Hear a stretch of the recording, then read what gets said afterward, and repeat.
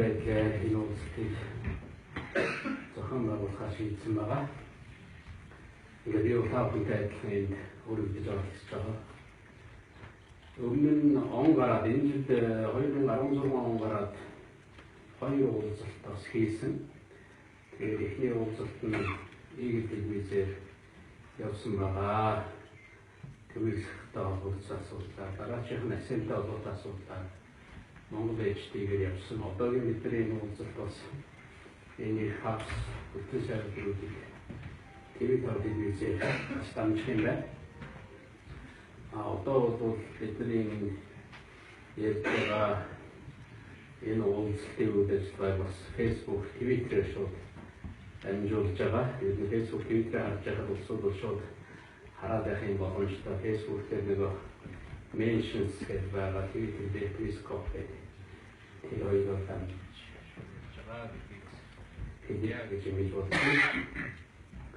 Тэгээд телевизийн бас сэдвтэй уулзалтууд байдаг. Сэдвүүд байдаг.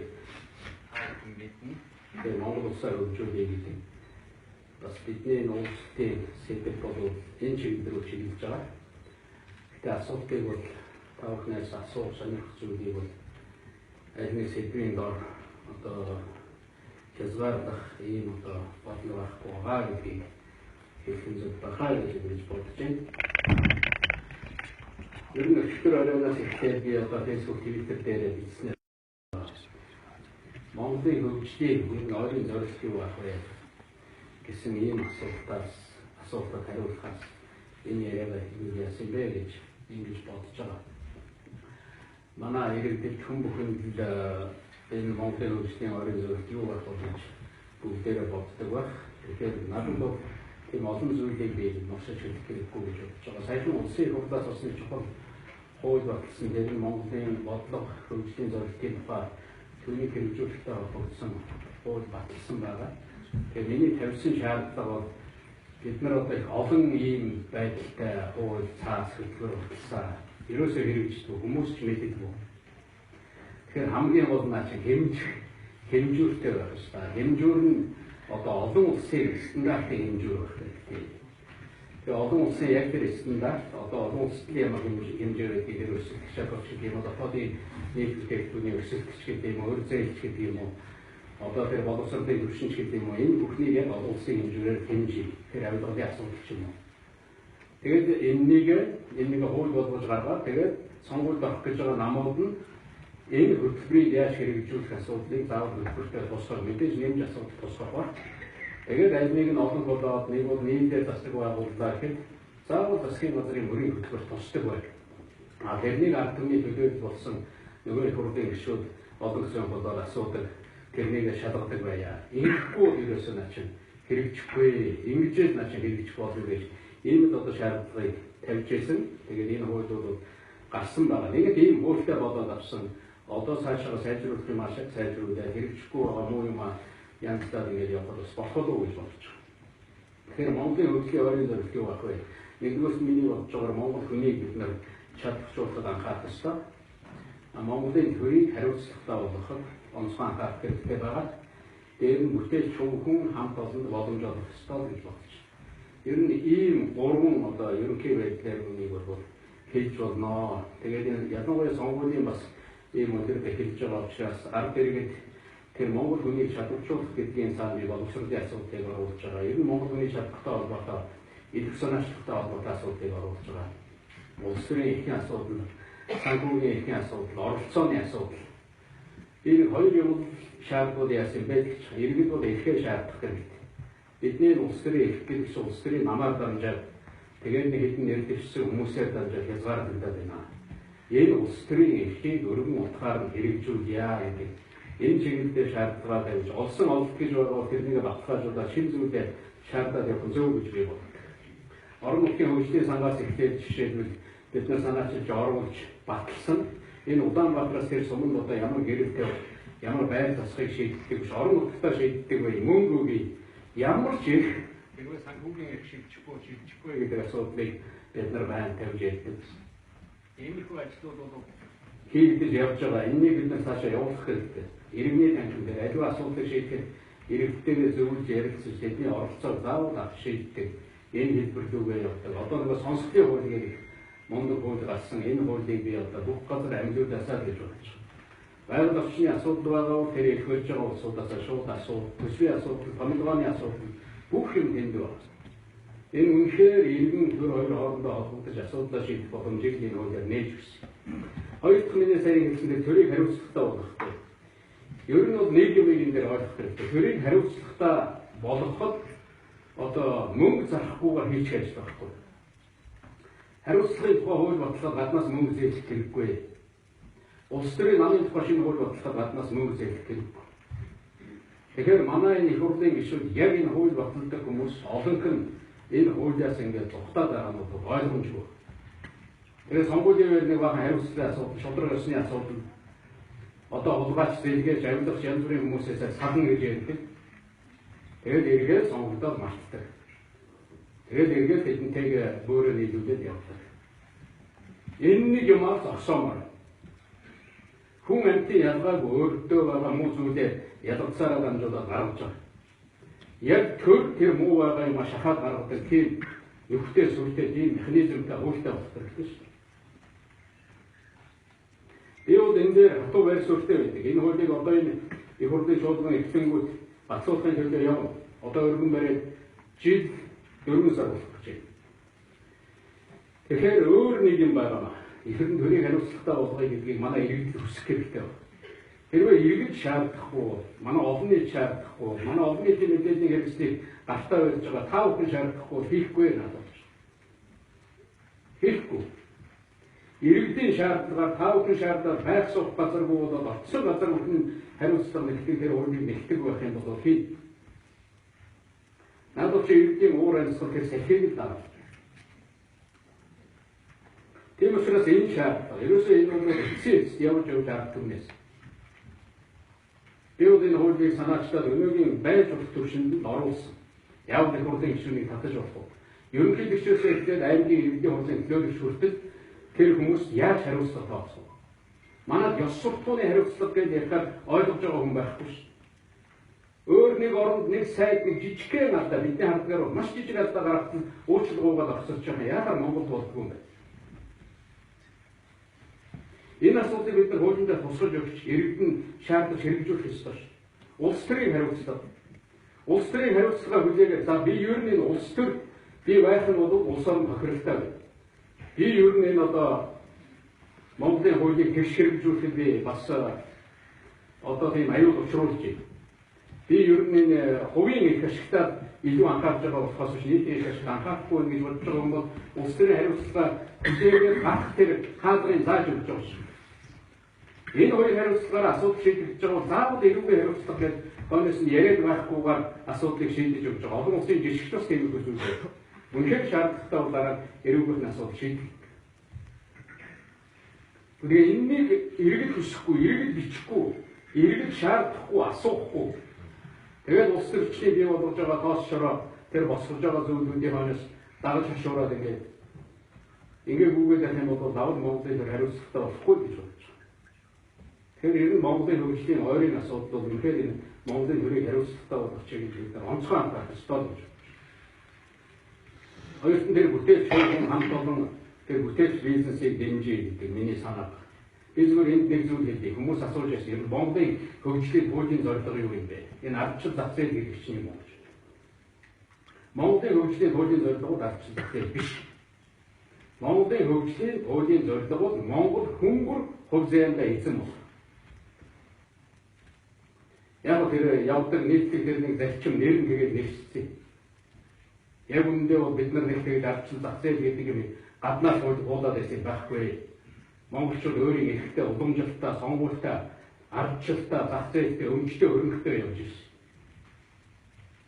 Ер нь энэ малаа өмчлөх энэ тэр юм бол хэдэн мянган жилийн өмнө энэ Монгол газар нутгаас эхэлсэн байна. Хүн эрхтэй байдаг энэ юм бол Монгол газар нутгаар байсан юм аа. Монголчууд мөнгө хөх тэнгэрийн дор гэж ярьдаг. Энэ бол би өнөөдрийн утгаар ойлгохдоо хуулийн дор гэж ойлгож байна. Хаанч вэ, хавцанч вэ мөнгө хөх тэнгэрийн дор ижил вэ? Энэ бол хуулийн дор ижил вэ гэсэн үг гэж ойлгож байна. Ийм уламжлалтай. Тэгэхээр бид энэ уламжлалдаа сэргийлж байгаа. А нөгөө талаар Монгол хүмүүс хузаанд ийсэн бодлоо. Энэ асуудлыг бас хэлье гэж бодсон. Би энэ дээр зүгээр нэг жишээ авч хэлдэг. Монгол улсын хөгжлийн философи нь юу юм бэ? Бас ийм асуулт гардаг. Миний хардгаар Монгол улсын хөгжлийн философи бол бусад улсаас ялгаатай. Магадгүй манай одоо хоёр хөршөөс ялгаатай. Төв нь эрх мэдэл нь хүчтэй байх юм бол тухайн улс орн доктортой байж байдаг. Төв нь эрх мэдэл нь хүчтэй байх юм бол тухайн улс орн эв зохицолтой тэр одоо нийгэм хөгжих энэ боломж бүрддэг. Энэ бол том улсуудад байдаг ийм хөгжлийн философи байна. Би энэ санаа нэг байна. Бид бусад улс орн ямар замаар хөгжихийг заах шаардлага байхгүй. Бидэнд тийм эрхч байна. Гэхдээ бид өөрийнхөө замыг тодорхойлох хэрэгтэй. Миний бодлоор Монголын хөгжлийн философи бол монгол хүн эрхтэй байх ёстой. Монгол хүн мэдлэгтэй байх ёстой. Монгол хүн болцоотой байх ёстой. Төрн эрх мэдэлтэй тэнд байгаа ерөнхийлөгч нь, тэнд байгаа эрх авсан хэдэн хүн, тэрний тойрсон гэр бүл одоо тийм эрх мэдэлтэй боломжтой байдаг биш. Нийт ард иргэд хүн бүрт энэ боломж нээлттэй байх ёстой. Бид нар 3 сая монголчууд эрхтэй, монголчууд боломжтой, монголчууд чадaltaй, монголчууд мэдлэгтэй, монголчууд оролцоотой, монголчууд асуудал шийдэхэд бүгдээрээ манай иргэд оролцдог. Тэр шатныхаа асуудал. Тийм л байх юм бол энэ бол Монголын хөгжлийн философи гэж би харж байна. Үүгээр бид нар ялгаатай. Би зөвхөн нэг жишээ авч хэлэхэд далайн мод гэж нэг амьтан бий. Нэг одоо хэсгийг нэг уруу гэж ярьдаг. Тэр одоо нэг хэсгийг таслаад хайхад эргээд уруудаг гэж. Тэгээд амьдрал яваад байна. Аалзыг авчирээ толгойг авчих юм бол өвддөг. Яг л аалз гэдэг бол төвлөсөн нейроны системтэй. Нэг тарихтай, нэг удирдлагатай. Далайн мод бол тийм төвлөсөн нейроны систем байх. Чавчаад айсан ч гэсэн явдаг. Төр нь муу ажиллаж байгаа. Төр нь ажиллаж чадахгүй байсан ч гэсэн Монголын ард түмэн өөрийнхөө хэмжээгээ шийдээд ажиллаа хийгээд амьдрал явахын боломжтой болсон. Монгол хэн ерөнхийлөгч болохоос биш.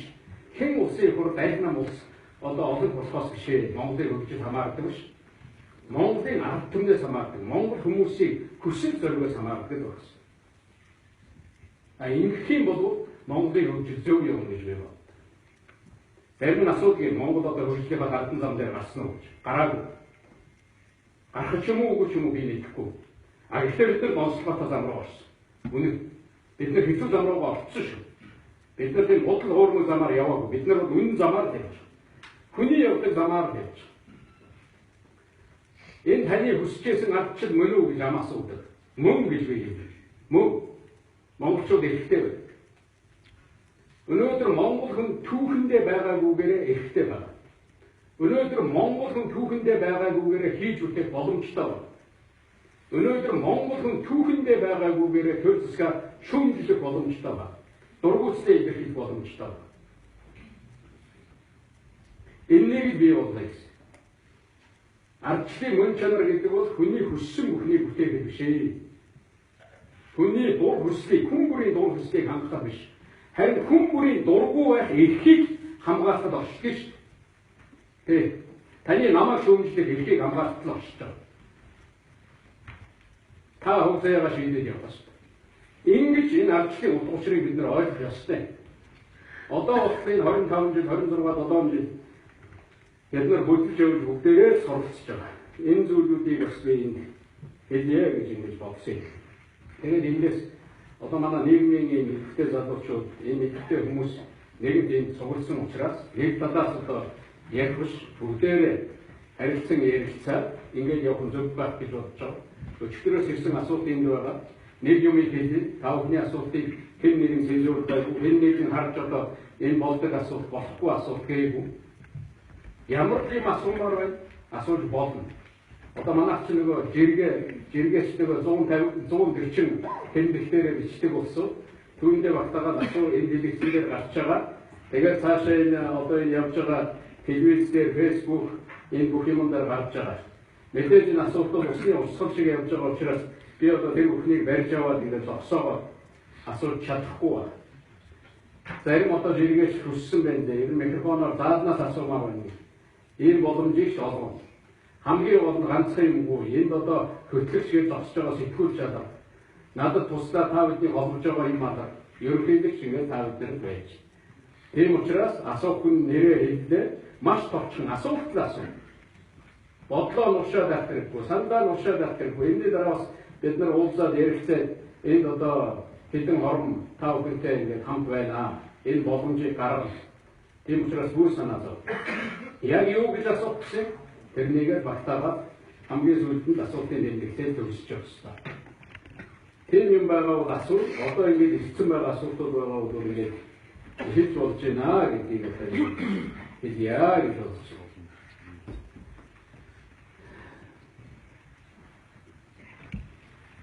За энэ. Тэгээ түмэн асуулт.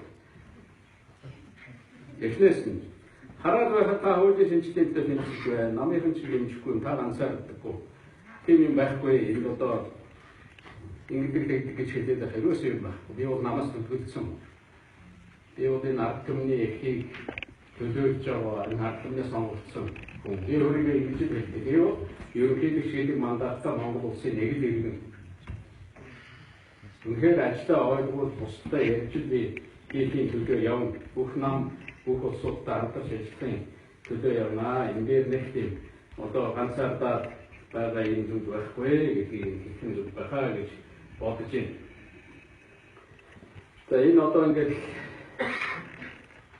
одоогийн болоод байгаа энэ бүх үйлдэл бодож байгаа бас нарын зодоо юм шүү. Нийгмийг талцуулаад байх шиг. Тэгээ би ингээд асуугаад байвал хариултад ингээд зогсоо та сонгуульд оролцох гэж мөнөөс санхүүжилт авсан юм уу? Та хоёр үнэхээр мөнийг шүтдэг юм уу? Танаа нам эндээс санхүүждэг юм уу? За энэ зургийн жинхэнэ тайлбар гэдэг нөгөө хүн ингээд 12-аар ингээд зогсож байгаа зургийг тавиад ингээд явуулсан байна. Тэгэхээр би зүгээр энэ мөнтэй холбоотой өмнө нь иржсэн, гарч ирсэн, саяын одоо бас нийгэмд өрнөсөн энэ хэлэлцүүлэлтэй холбоотой энэ асуудлыг би бүгдийг харж ирсэн. Тэгэхээр эхний зүгээр гарч байгаа асуулт бол энэ мөний шашин, энэ мөн чи шашин юм уу юу юм? Ер нь энэний талаар та юу гэж боддог юм бэ? Гэсэн юм асуулт. Би энэ хариулт өгье. Би энэ бол шашин гэдэг хэрэгэлцдэг.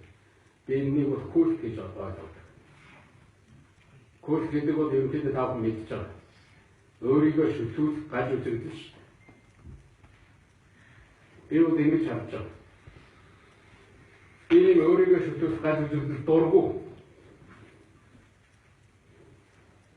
Культ гэж юу вэ?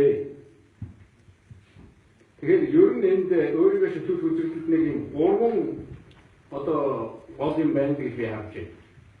Өөрийгөө боддыг цорын ганц үнэн гэж үзэж байгаа. Хоёрт нь шүүмжлэлийг хэвчдэггүй.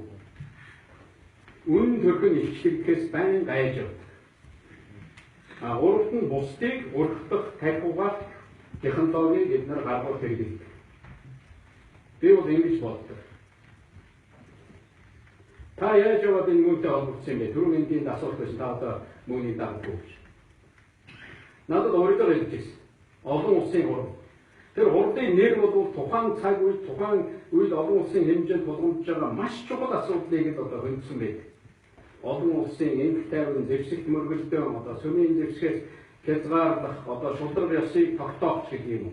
Тэгээд дотор дээр оролцогчдын нэр нь маш одоо дэлхийн хэмжээний олон улсын хэмжээний өндөр мэрэгжлийн тийм хүмүүсийн нэртэй бас дэлхийн одоо улс төр бусад газраас өндөр одоо өдөртөгчдийн нэрийг бичсэн. Та тэр хурд очих ёстой. Тэр хурд бол ер нь би очиж ирсэн. Тэр хурд бол эхэндээ эхний 1-2 өдөр бол яг л олон улсын хурд шиг болно. Бүр нэгдсэн үндэсний байгууллагын төв байранд болж ирсэн. Миний нэг очсон хурд бол. Тэгээд нэгдсэн үндэсний байгууллагын төв байранд болоод яг тийм болчихсон. Тэгээд сүүлийн өдрөө тэр нэг өвгөн орж ирдэг. Тэгээд янз бүрийн юм ярьдаг.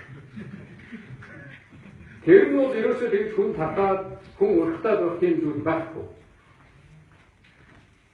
Ийм л юм. Манайхан би одоо тэр хурд очсон энэ улс төр янз бүрийн улсуудыг бол би буруутгах ярмааргүй. Ерөөсөө тэр сүлжээ, тэнд байгаа сүлжээ, тэнд очиж тэр энэ дээр тэр асуудлаар байр суурь илэрхийлээд Монголынхаа нэрийг гаргая.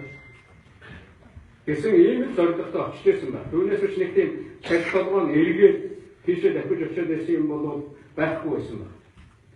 Тэгээд тийм асуудал ингээд өрнөв. 2-3 удаа тийм олон улсын нэртэй хурд ингээд оролцоод ирэхээр тийм юм болоод байгаа. Ер нь мөн гэдэг чинь юу вэ? Зорилго нь өөр юм байна. Би залуучуудад хүүхдүүдэд байх гэдэг, бусад хэлдэг муу юм байна гэж мэдэх юм бол мэдэнгүүтээ салаа гэж. Тийм учраас би түүнээс үнэхээр энэ бол муу юм байна. Энэ бол тийм дараг дэмжиж авах зүйл биш юм байна гэж бодоод салсан. Одоо надад ямар ч холбоо байхгүй. Тэр мөнөөс санхүүжилтгүй гэж одоо. Тийм ямар нэгэн санхүүжилтийн асуудал байхгүй. Сонгуулийн үеэр одоо мөнгө авсан байж магадгүй. Одоо манайх ч бүгд тэгж янз бүрээр бичих юм биш. Тийм ямар ч санхүүжилт байхгүй. Ямар ч санхүүгийн болон үзэл санааны ямар нэгэн холбоо байхгүй шүү. Зохиох гэж оролддог улсууд.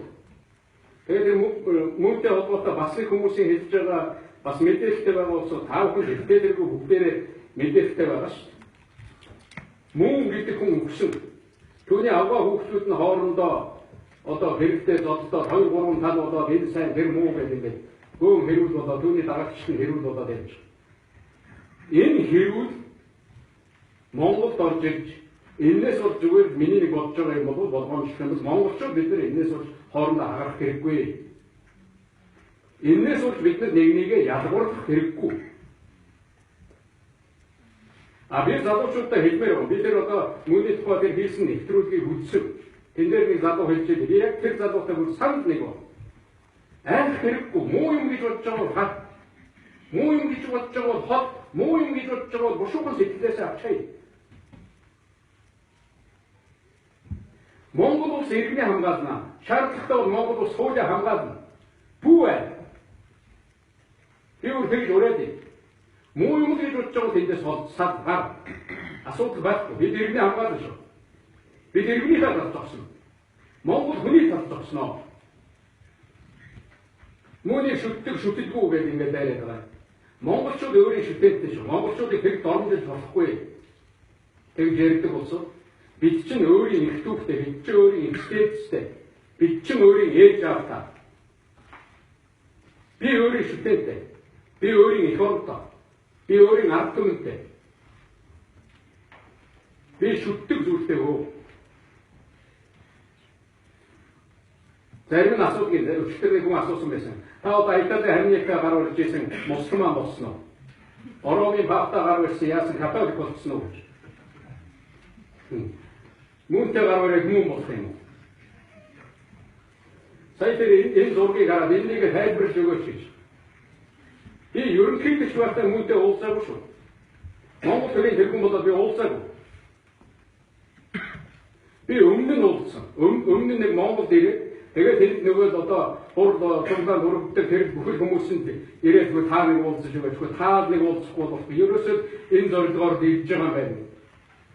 Тэгээд нэг уулзаад гар барьсан. Тэгээ гар барихад тэр хөгшин ингээд миний хацран дээр ингээд гараа тавиад гэрэлцэн хацартаа залуу байна.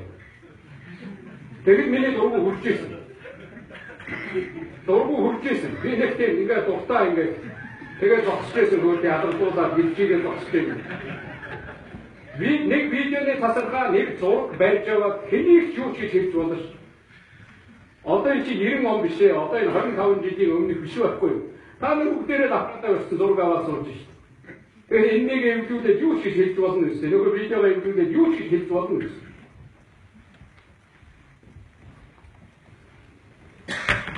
Тэр баттуудын зургийг тавьсан. Таяр мөний шүтгүүч хийж авсан. Тэр одоо баттууд тэр мөний одоо тэр нөгөө октийн хамтлаг тэр октийн хамтлагийг дэмжлээ заавал буруутгах яах вэ? Тэрний дэмжсэн хэлбүүлдээ зураг нь гарсан байна гэж одоо тэр их хурлын гишүүн баттуудыг заавал буруутгах яах вэ?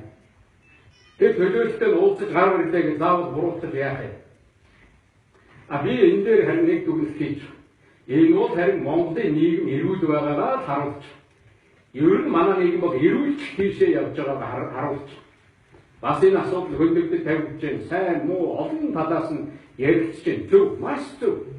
Энэ талаар мэдээлэл өгж байгаа. Энийг ярьж байгаа хүмүүс, энэ яриа өрнүүлж байгаа хүмүүс, шүүмжил гаргаж байгаа хүмүүс. Энэ бол маш зөв зүйл. Энэ дахиад бидэнд нэг хичээл. Юу гэсэн хичээл вэ гэхээр өөрийн толгойтой байл гэсэн хичээл. Тэр өөрийн ихэл үнэмшилтэй бай. Ер нь Монгол уламжил соёлдоо ойрхон бай. Нэг юмыг сонсгоотаа итгэж дагаж үлгээ болоо. Ер нь юм сонсоод эргэлзэн, юм үзээд эргэлзэн гэдэг шиг төв байх зүйл байгаа ш. Миний арга байдгийг нэг юмны тухай сонсоод ингээд гарынхаа ард талыг хараад адууныхаа арыг хараад за нэг юм ярьж байгаа юм ингээ харахаар шал өөр юм харагдчихдаг байхгүй юу? Бас ийж байж болохгүй. Бүр дотор нь задлыг үржиж таван хурууга тавьж байгаа ярих хэрэгтэй. Юм бол заавал хоёр талтай байхгүй, олон талтай. Нэг за би ингэж бодож байна, хоёр ингэж бодож байна, гурав ингэж бодож байна, дөрөв ингэж бодож байна. Дөрвөн юм болоод цаана нэг хуруу чинь үлдчихэж байгаа бол за би гүйцэд бодоогүй л байна. Энэ тухай дахиад бодох хэрэгтэй байна. Надад мэдээлэл хэрэгтэй гэж бодох хэрэгтэй. Ийм хэмжээнд асуудал ханддаг л бол.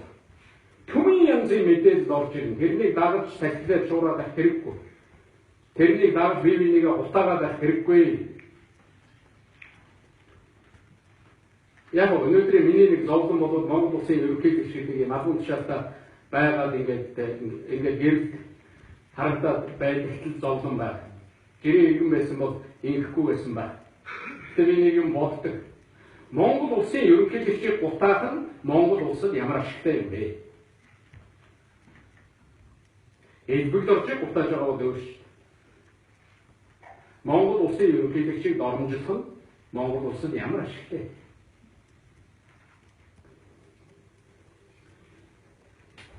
За энэ зүйлүүдийг товчхон ингээд хэлье гэж ингэж бодож байгаа. Тэгээд дээрээс нь зүгээр бас нэг юм бол энэ шашин хорих хэрэгтэй, ингэх хэрэгтэй гэдэг. Би өөрийнхөө байр суурийг хэлсэн. Энэ бол курс, энэ бол гадуур зүйл гэж хэлсэн. Хамгийн түрүү сэтгэлээсээ авч ярьдаг. Тэгээд бид нар хуулиа хэрэгжүүлнэ. Монгол ирээд Монголын хуулийг зөрчиж байгаа бол Монгол улсын иргэний эрхийг зөрчиж байгаа бол бид бол хэнзүүртэй Монгол улсынхаа хуулийн дагуу бид нар ажиллана. Нэг юм хэлье. Цааш намайг мөнтэй олох гэх хэрэггүй. Цагийн чинь байна.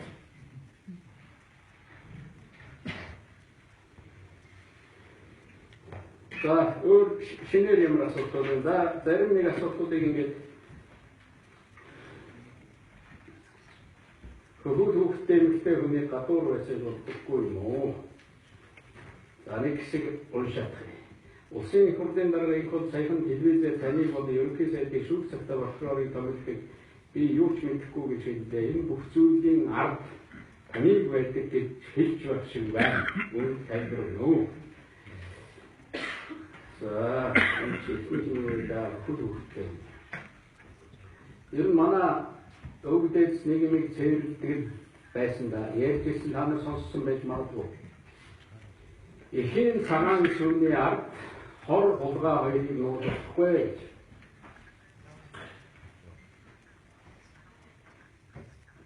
Ингэж цэвэрлдэг байсан шүү. Монгол улсын хуулийн өмнө ямар шалгуун тушаалдаг, ямар хэд мэддэг, ямар ч хүүс, ямар ч өмч царайтай хүн бүгд тэгшилтэй. Бид нар тэр нийгмийн төлөөд явж байгаа. Тэр хүний эрх зөрчилж байгаа бол тэр хуулийн тайлбар өгөх хэрэгтэй. Би хуулийн дээрээс хоёрхан шаардлага тавьдаг тав хүн мэдчих. Нэгдүгээр хүн хэлмэгдүүлж болохгүй. Хоёрдугаар хууль заршуулж болохгүй. Энэ зааг дундуур явна гэдэг бол хэцүү. Өнөөдөр би та бүхэнтэй уулзж байгаа энэ асуултанд нээлттэй хариулт зогсож байна. Одоо бол олон нийт хүчтэй болж байгаа цаг шүү. Манай хууль хэлтэй байгууллагын нэг одоо буруу дутагдал бол яг хуучнаараа байна. Хуучнаараа ажиллаад байна. Хичнээн хуулийн өөрчлөлт, системийн өөрчлөлт гэж зүтгэж байхад олон нийтэд бодит мэдээлэл өг. Чи олон нийтэд бодит мэдээлэл өгч чадахгүй тэр цоорхогч нь хэн нэг нь ашиглана. Ойлгомжтой. Тийм учраас бодит мэдээллийг цаг тухайд нь хууль зөрчихгүй олон нийтэд өгдөг байх хэрэгтэй. Одоо олон нийт чинь баг гэртээ хүмүүс одоо танаас утсан дээр ер нь телевиз үзлээ хийх нь болж ш. Сонин уншгаач байж байгаа. Тэгээд ерөөсөө нэг л имэл утсаар суулж байгаа ш. Утсаа эргүүлсэн, утсаа эргэлдүүлсэн. Утсан дээрээс бүх мэдээллийг олж авч байна. Утсан дээр өөрийн сонирхдаг тэр харилцаа холбоо бүх зүйл байж ш. Тэгээд энэ нийгмийн чинь одоо манайхны төр засгийн байгууллага бас их хоцрогдоод байгаа шүүмжлэгдээд байгаа юм энэ гэж би боддог. Энэ бүр ерөөсөө хүн төрөлхтөнд хийж болох юм төр засгийн авч үзэх юм бол софтверыг солигдчихлоо. Толгойн солигдчихлоо. Хаардвэр солигдоогүй шүү дээ. Би энэ солигдоогүй. Тэгээд энэ тархиндээ тааруулж би бас солих хэрэгтэй шүү дээ. Арга барилаа солих хэрэгтэй. Элбэгдэр Facebook гэдэг гээд над руу зарим ийм одоо бараг шалиг давхай хөдөлж байгаа гэх юм холбоод байдгийг. Би хөдөлдөг. Би энэ бол маш зөв зүйл гэж боддог. Манай ард иргэд мэдээлэлтэй байх тусмаа мэдлэгтэй болно. Эхлээд бодсон түүнийгээ сүүл рүүгээ ялгаж сурнаа. Орж ирж байгаа бүхэн манай хүмүүс хичээд болно. Энэний ихчлэгийг бүр тавьж өгөх ёстой. Энэ боломжийг бид нар олох ёстой. Тэр нэрээ нууцлаа будлаа зураг тавиад тэрэн дээр нь одоо мөнгөтэй төгрөгтэй хүн янз бүрийн одоо буруу аргатай хүн хэдэн арваар нь будалдаж яваад ард түмний тархийг хүүхэд залуучуудын тархийг угаах гэж явж байгаа. Мэдж байгаа. Гэхдээ тэр нь цөөхөн байна. Сүүл рүүгээ энэнийг муу юм гэж үздэг болно. 10 жилийн дараагаар тэр нь хөгийн юм хийдэг нөхөр байсан шүү гэж. Тэр үед 90 онд алтан цогцсны хэрэггээд нийгмээрээ шуугж байсан. Алтан цогц гэж нэг юм гардаа. Бараг хүслээ хэлчихв биедээ хэлбэр гэсэн. Сүүлийн үед бурхнаар бөөлждөг хүүхнгээд гараад ирсэн. Эхлээд зарим нь хараад нэрэж бөөлжөөд байгаа мó гэж хэлмээсээ суулждаг очсон ярилцлага аваад ирсэн шүү дээ. Та яаж бөөлж чинь ханаас ч гарч ирсэн. Тэгээд доороо сууч нэрээ хэлж байгаа шүү гэж хүмүүс сууж ирсэн юм шүү дээ. Та нар хагсан биз. Нэг эмэгтэй гал гаргаад байна тэгээд бас л 90-ад оны үед тэгээд байсан шүтэн зураад байсан гэдэг дараа нь авч ирсэн. Тэгэхээр энэ бүхэн дундуур чинь бид нар даргамч бай, цэрэгч бай, ерөнхийлөгч бай, иргэнч бай бүгдээрээ суралцж байгаа. Тэгээд бүгдээрээ яваад суралцъя. Ийм л нийгэм. Тийм учраас манай төл засгийн хүмүүстэй жиргэн нэгдэх ард иргэдийнхаа санал бодлыг сонсож Facebook хөтлөж энэ бол би байх ёстой зүйл гэж боддог. Харин энэ дүү холбогдох хэрэгтэй, орох хэрэгтэй. Энэ бол тусдаа. Мэдээж хүний уур хөргсөн одоо уур хөрмээр бүхэн төрмөр тийм юм байдаг. За энэ түрүүний асуулт уншаад орчихсон. Тийм. Нөгөө энхүүртэй ярьсан ярианы тухай. Би тэр яриаг яг үзэж амжаагүй явж байгаа. Гэхдээ нэг юунаас зүгээр хальт ингэж харахад тэр намынхаа гişүүдтэй суугаад бас тийм нээлттэй яриа биш байсан байх гэж би боддог. Манай энхүүрт бол бас шудраг ёсыг эрхэмлдэг ийм талын хүн гэж би боддог шүү. Яг тэрний одоо тийм л болчихчих дээ. Тэр уулзалтанд ороод намын гişүүгээр ингээд за уцаа ухрааж байгаараа би нэг юмнууд дотоод юм яригээд асуулт хариулт гараад ингээд санал бодлоо хэлжээж магадгүй. Тэгээд тэрний бичиж аваад ингээд амжуулж байгаа бол тэр бол нэг ёс зүйтэй асуудал биш байж магадгүй. Гэхдээ тийм боломж байгааг үргэлж бодчих байх хэрэгтэй. Чи улс төрлөө орсон болов чиний дээр эмзэг газар бол хүн үргэлж гიშгэж үргэлж харж явах болно гэдгийг ерөөсөө мартаж болохгүй. Тэгэхээр бид нар одоо тэр бичиж авч байгаа хүнийг буруутгахтаа биш, тэр мэдээллийг буруутгахтаа биш, бид нар бол өөрсдөө би одоо тэнд нэг тийм зүгээр бас нэг бүрэн одоо бодож амжаагүй юм хэлчихтэй гэж. Тэгэхээр нэг юм хэлье.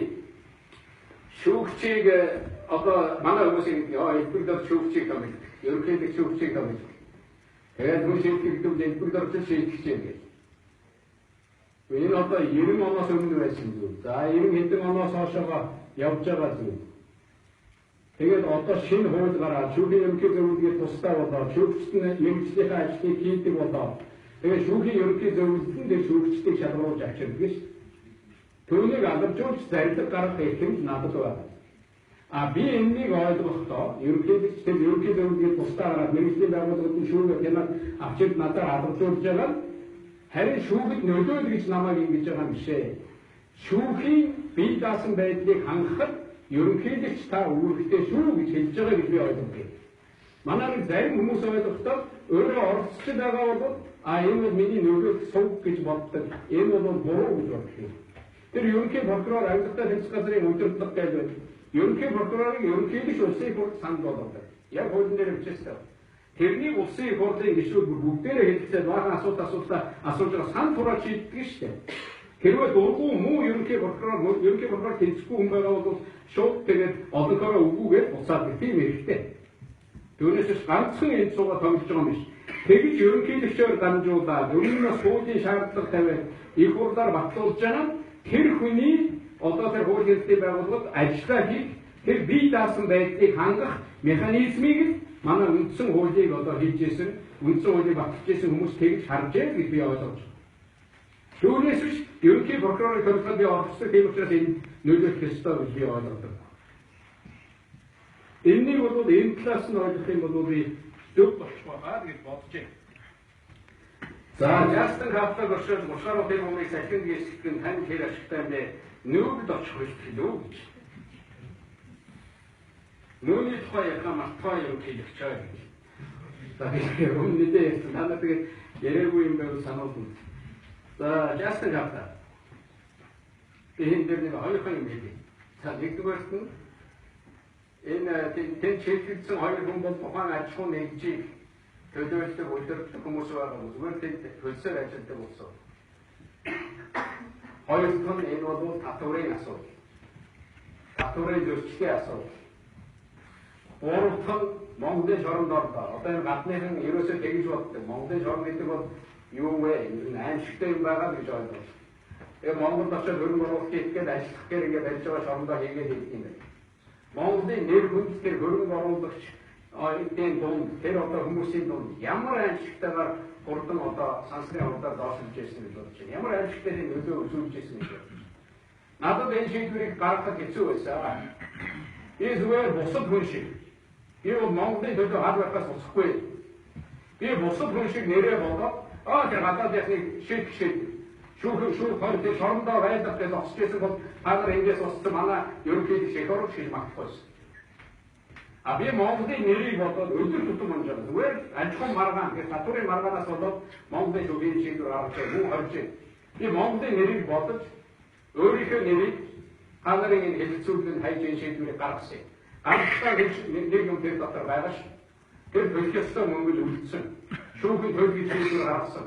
Одоо надаас биш шүүхийн шийдвэр биелүүлэх газраас таах энэ асуултыг асуух хэрэгтэй. Тэр шүүхийн шийдвэр биелүүлэх газар нь тэр одоо төлөвлөгөөгөө гаргаад энэнийг биелүүлэхийг төлөө явж байдаг. Ийм юм. Хэцүү ажил хийх гэж гарч ирдэг юм аа ерөнхийдөө. Хараалах гэж гарч ирдэг. Муу хэлүүлэх гэж гарч ирдэг. Эннээс айх юм болов. Эннээс булдах юм болов. Энэний өмнө нүрээ нуугаад хүмүүсээр алдар ташуулж явах юм бол ерөнхийдөө гарч ирэхгүй. Монголын ерөнхий гишүүн гэдэг бол зовлонтой ажил. Хэцүү ажил. Энэ амар биш. Монгол улсад асуудал байна. Энэ хоёр хөрштөөгөө яаж харьцах вэ? Бүс нутагт яаж харьцах вэ? Дэлхийн хэмжээнд яаж харьцах вэ? Энэ амар биш.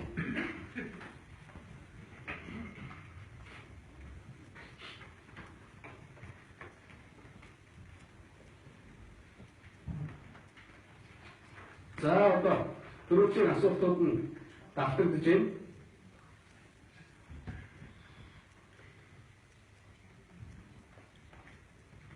Ардчилсан аврахын тулд бид нар юу хийх вэ? Би одоо ер нь иргэдээ үнэхээр идэвхтэй тэр талд нь байх хэрэгтэй. Монголын өрөө талаар та байсураа илэрхийлнэ гэж.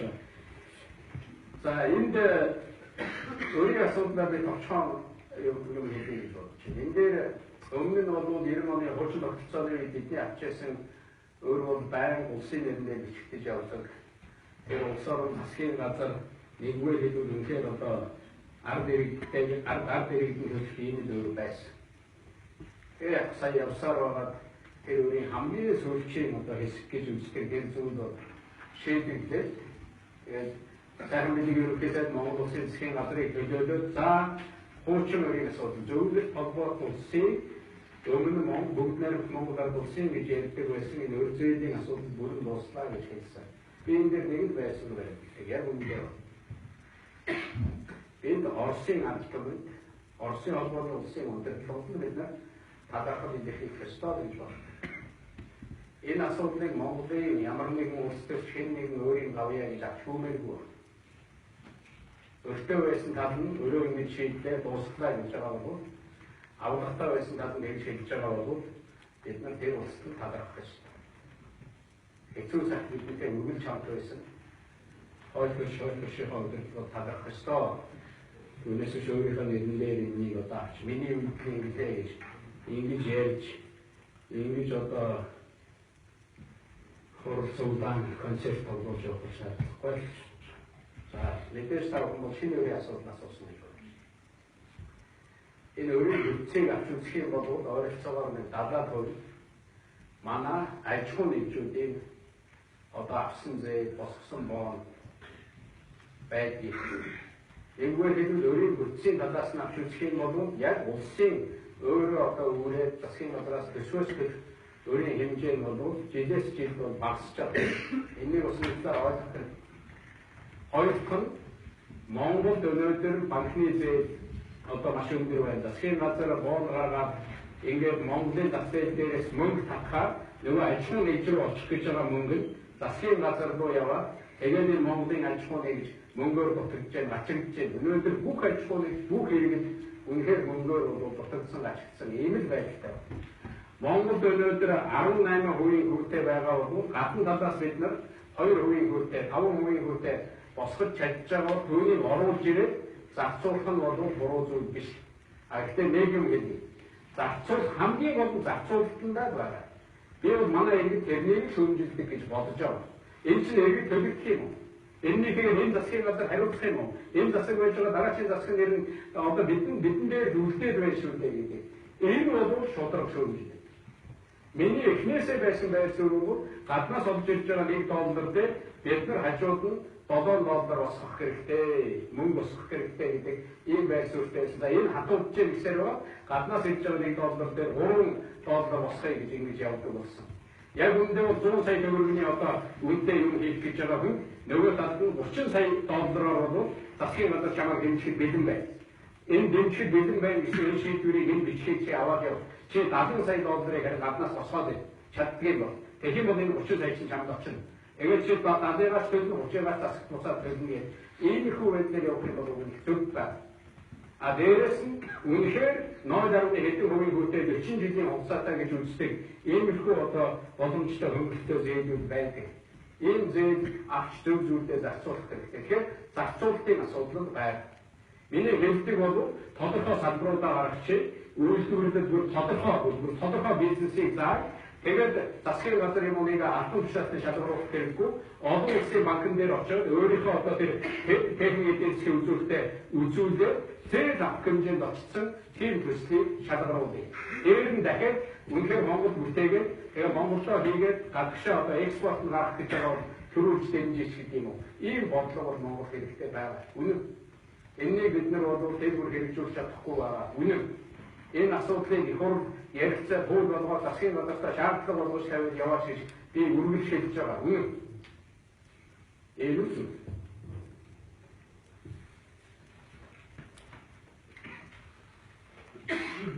Мөнгөөр юу чамаагүй бүрч нийгэм талцал өмнө нэгдээхэд бэлэн болж байгаа хэвлэл мэдээллийн салбарыг зохицуулах үүж.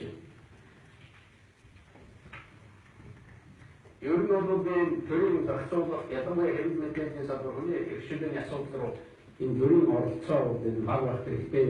Бид нар хэвлэл мэдээллийн эрхчлөлийн хуулийг санаачлаад орсон чинь их хурд дээр ороод тэр эрхчлөлийн тухай хуулийг сайн дээр эрхчлөөр боогдох хууль болж гарах гэсэн учраас би буцаад батлаж авсан.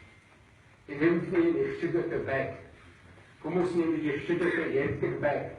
Энэ орчинд тэр дарга зэрэг гэж тэр одоо би ажиллана гэж албан тушаал асч байгаа ихэд тэр орчинд амьдарч суг.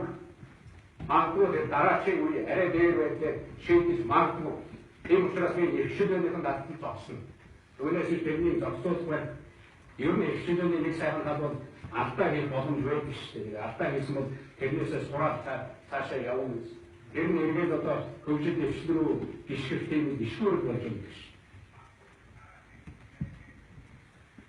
Танаас асуул зарим жиргээс фотошоп ашигладаг улс төрчдийн шүүмжлэлтийн хэдэн хууль эрхлэлтийн одоо байж хоригдсон зөвүүл гэж. Тэгээд юугаач ашигладаг шүүмжилж болно. Энэ бол хүн иргэд бол бодлого мэдээлэл харах хэрэгтэй гэж би боддог. Автаа зарим хүмүүс санд нийлүүлэх юм лээ. Бодлого мэдээлэл та нар өгч чадахгүй байгаа чинь бодлого мэдээлэл тааж тааш. Явж тааш. Орондоо хэдэмээ үлдсэн шиг сууж болохгүй ш. Тэгэхээр энэ батлах шүртэй холбоотой одоо таяр ингээд найз ингээд таяр хэлжүүлдэг юм уу та хэлжүүлдэг юм уу гэдэг. Тэр нэг батлах бодож байгаа тэгээд бас хүмүүстэй холбогдож асуусан. Энэ нанц ишүү бишээ би бүхэнд хэлдэг. За төргөж авах гэж байгаа булгаа битээ. Одоо энэ одоо шаардлагатай тавьж булгаа битээ. Булгаа хийх юм бол чиний өмнөр орж тэр хуулийнхны шалгалтыг зогсоох гэж би явахгүй, чамайг хамгаалахгүй. Ганцхан шаардлага тавьж байгаа. Булгаа битээ. Тэгээд тэр өөр ажиллаа хийгээд энэ шаардлагыг тавьдаг. Энэ бол миний улс төрийн тавьдаг шаардлага. Намайг одоо тэр хуулийн байгууллагын хяналтыг зогсоосонгүй, ингэсэнгүй гэдэг нэг баахан одоо ийм юм явуулдаг. Тэр хоёр бизнесменийн нэр асуугаад нэг нь улс төрийн зах зээл дээр одоо бизнес хийх гэсэн, нөгөөх нь юусны зах зээл дээр бизнес хийх гэх тэгээд хоорондоо их ашиг зөрчилсөн. Энэ хоёр хүн дээр. Тэгж яхад хоёулаа нэг аймаг шүү дээ. Баян хонгор. Тэгээд би хэрэглээс хоёул 왜 나의 어떤 나야 어머니 하이 나의 주변이 박도덕 실제서 어쩌는 때려 소가 예. 엔 더물상 어떻게 뭐 내내 다운 더가 어떻게 뭐내 앞으로 다시다 오시. 더물상 어떻게 다운 더가 어떻게 작다 밑에 아실 쳤음 뭐 몽고 목세 맞다더니 그때 그 오와스 더운 거 있어 좀 갑자기. 근데 조한 조화로 아초니 주도 어떻게 나올지 내부게 뭐든지다 있어. Жаргааруу мэндэн хүн ямар нэгэн байдлаар давхарцаагүй доогоор ажилтаа боломжтой байсан. Монгол төгрөг ингэтлээ салбаатлаа унахгүй байсан. Монголын ард түмний орлого ингэтлээ харман сортлоо ордохгүй байсан. Үнэн. Одоо цагтаа ашиглаж чадаагүй. Одоо энэ тухай яриад яах вэ? Би энэ тухай өмнө ярьжсэн, сануулжсэн, зөндөө ярьжсэн. Тэр засаг дээрээ яриад улс төрөө хийх нь улс төрөө хий. Эдийн засгаа хийх нь одоо бизнесээ хийх нь бизнесээ хийдэг. Тэрдүү заавал орчох ямар хэрэг байсан бэ? Одоо алдагдсан боломж. Надад урд хөршийн одоо нэг өдөр хэлжсэн. За энэ сүүлийн 20 жил манай улс одоо 10 хэдэн хувиар өсөж байгаа. Бараг дэлхий одоо хятадаас баяжлаа. Гэтэл хамгийн урт хэлээр эдгээр одоо холбогддог эдний хамгийн одоо чухал хөршийн нэг гэж үздэг. Монгол бол ашиглаж чадсан үедээ. Үнэ. Одоо эдний эдийн засгийн өсөлтөд 7% орсон байна. 13-аар өсчихсэн 7% болохоор тэр хөлтөн авалт нь тийм хэмжээгээр буурч байгаа. Одоо гаднаас ингэ худалдаж аваад ингэж яваад ийм боломж. Өөрөөр хэлбэл энэ цогцлоор барих гэдэг зах зээл нь байхгүй, худалдаж авахгүй ямар цогцлоор байх вэ? Намайг Төв Азиад тэр өндөр гişтэйг уулзалтанд ороод явж байхад нэг нөхөр их том ордонд оруулчаад надад хэлж ирсэн. Би энэ ордныг бариулсан юм байна. Зургийг би одоо гаргасан. Тэгээ 27 улсаа энэ ордныг барихад би одоо ирж чадварж ирсэн. Энэ одоо энэ чекингийн бүрхүүл бол одоо Шваровский юм байна. Тэгсэн нэг өдөр чинь надад төгөж ирээд танай 10 жилийн өмнөөс танай зуршлууд их муутай юм аа. Ядахтаа нэг ийм зуршлууд бариулж надад гэж. Тэгэхээр би хэлжсэн вэ манад одоо систем ялгаатай байна. Манай ерөнхийлөгчийн зуршлууд байдгүй маа. Манай ч ардыг үүрдэг баггүй. Аж ахуй нэгжүүл үүрдэг. Компаниуд үүрдэг. Систем ялгаатай байхгүй. Тэгэхээр улс төрөө эндээсээ бид нэг жаахан одоо гарах хэрэгтэй. Би энэ их руу орж байгаа зарим нөхцөлийг хэлдэг. Одоо ялангуяа бизнес үйл ажиллагаагаа явуулж ирсэн. Магадгүй бизнес нэр хүндээ алдаа, битгэл алдаа, тоох сайн бүршгүй болоод ирэхэд зарим нөхцөл их руу дахиж орж тэр шанагаар тэр ард түмний нийтийн хөрөнгнөөс утгаж авах гэж чонж дайрч нэг яадгийг. Ингээд болчих хэрэгтэй. Энийг одоо зэрэгжсэн. Улс төрлөө орж байгаа бол та бусдын их ашигын төлөө яв. Өөр юм байхгүй. Өөрийнхөө их ашигын төлөө явах гэж байгаа бол улс төрөөс ангид зөндөө олон ажил байна. Та хэдний хийлээ. Тийм учраас би тийм хүмүүсийн улс төрөөс яах хол байл гэж. Бид нар элдээ байна гэж. Би үнэхээр бид нар элдээ байна. Гэхдээ бид нар хулгай тойрч эвдэж болохгүй. Би нэг юм ингэж ойлгосон. Энэ дөрвчин бол дөрвчин хөршийг тайлбар юм. Тийм учраас бид нар нэг эвлэгтэй байдаг хулгай тойроод бие биенийхээ хулгайг төвчөөд ингэж сууж болохгүй. Та цензургүй яриад болохгүй. Орос энэ надад орж байхдаа хэлсэн Би очно жилийн дараа энэ урилгын их байлгүй гэж бодчихоо. Тэгээд одоо нэг мөний урилга гэдэг шиг юм арай болохгүй юм гэж. Тэгээд одоо ч сайн урилга болгоомжтой. Яс болохгүй байсан гэж.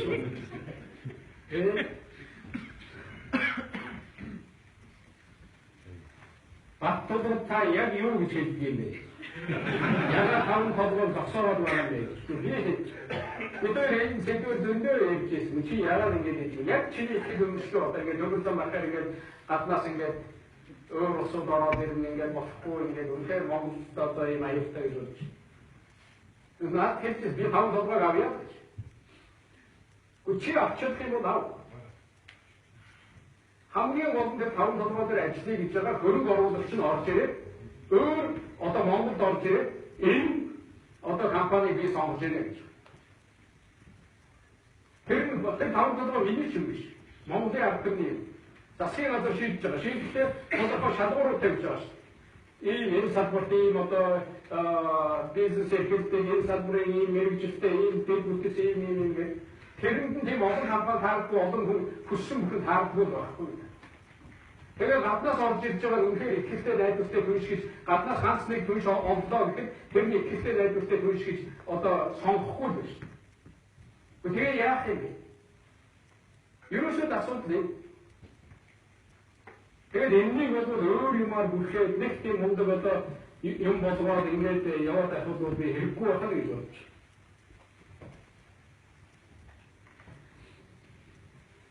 Таны бүтээгт оруулалтад олон хүн цагаар зарцуулсан яг үүний арга хэн байна вэ?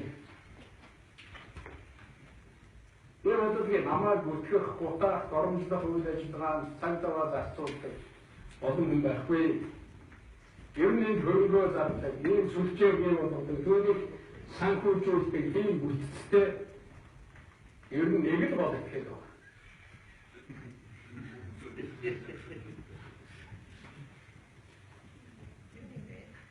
Хэ юм бэ гэж хэлээ. Би энэнийг бол үзэгдлээ гэж бодож байгаа. Та нар өөрөө болохгүй. Энэ бол хүнээр төлөөлүүлж хийх аргагүй. Би энэнийг бол буруу үзэгдлээ гэж бодож шүү. Яг үндэ.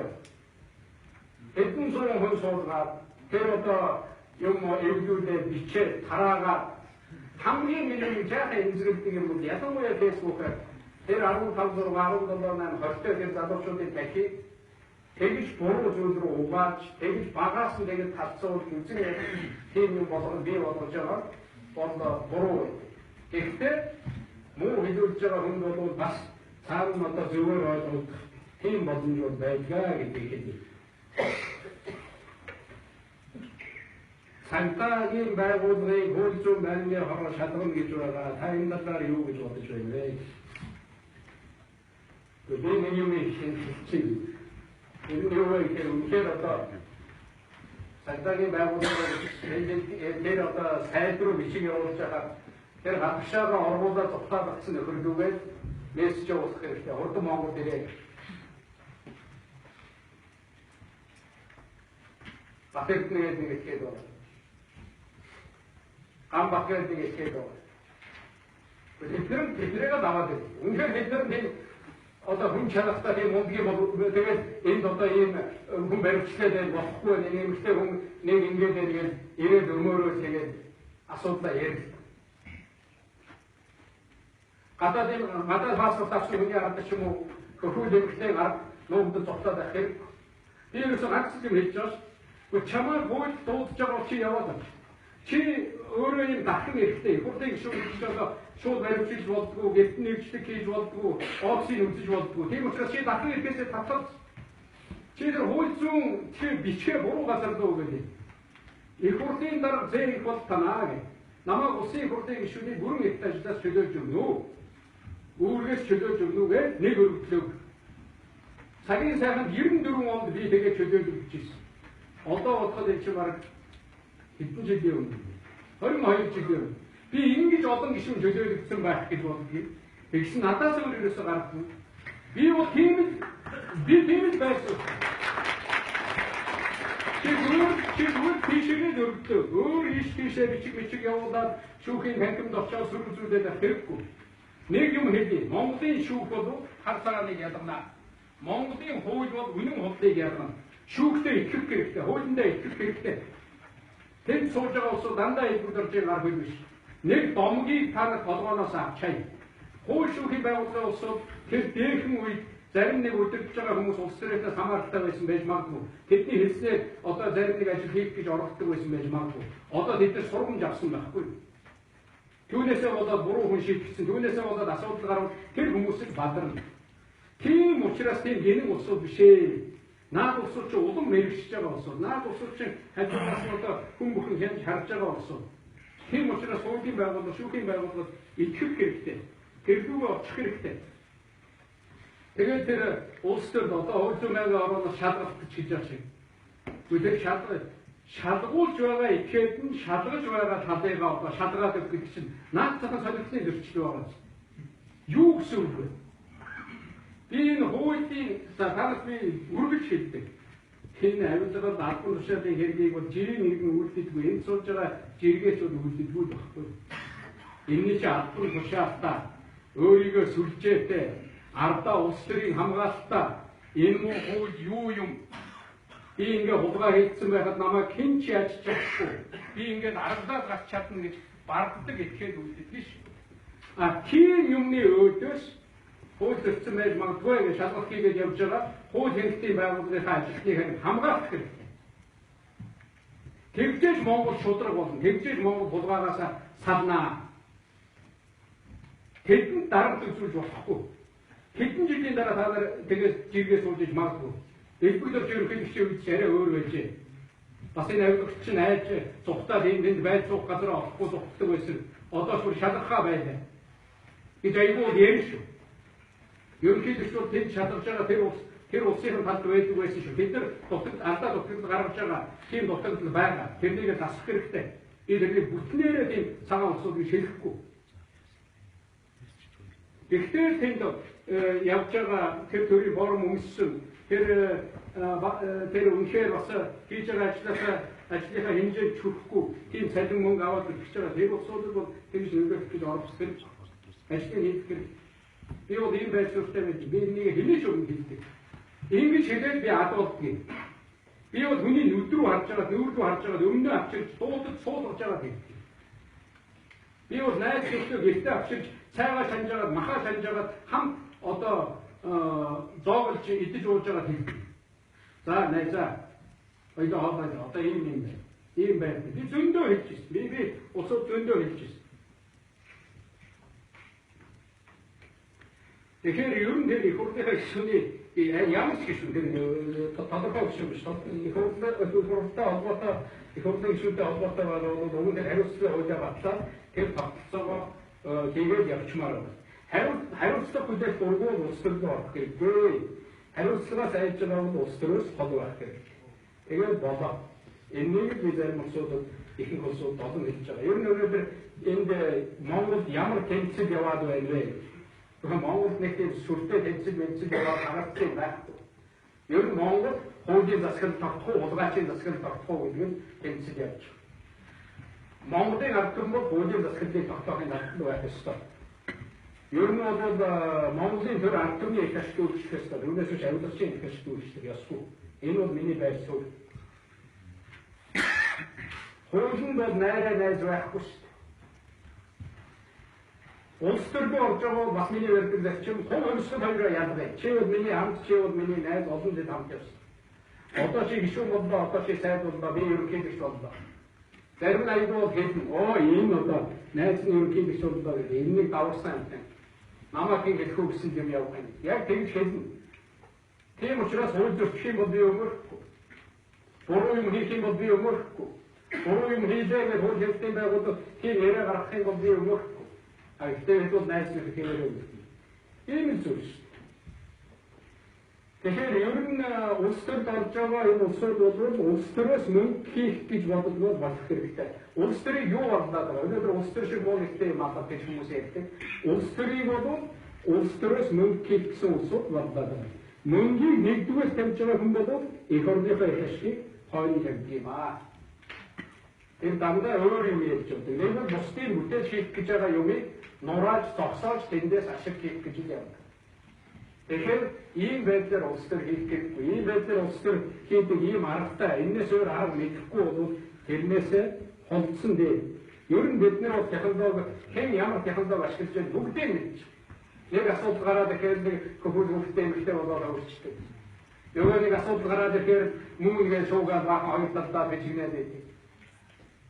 Энэ бол зүгээр тань технологи шүү дээ. Та нарт мэднэ.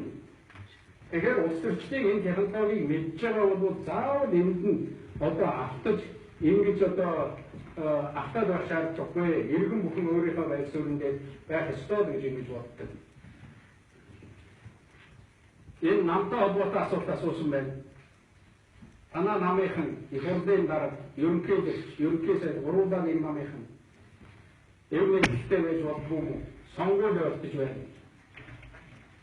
Тэгэхээр би бол нэг юм хэлээ. Ер нь бол хууль зөрчдөг авилгалтаа одоо авилгач гэдэг юм уу тийм хүмүүсээс салах нь бол намын их ашиг гэж боддог шүү дээ. А түүнийгээ тооч хамгаалж нэгдэх нь бол намын их ашиг биш байх уу? Аль ч намынхан бол хууль зөрчдөг улс төр үнэхээр баймааргүй байна энэ хүн гэж үзэж байгаа тэр хүмүүсээс холбох хэрэгтэй. Тэр хүмүүсээ заавал нэр дэвшүүлэх шаардлага байхгүй.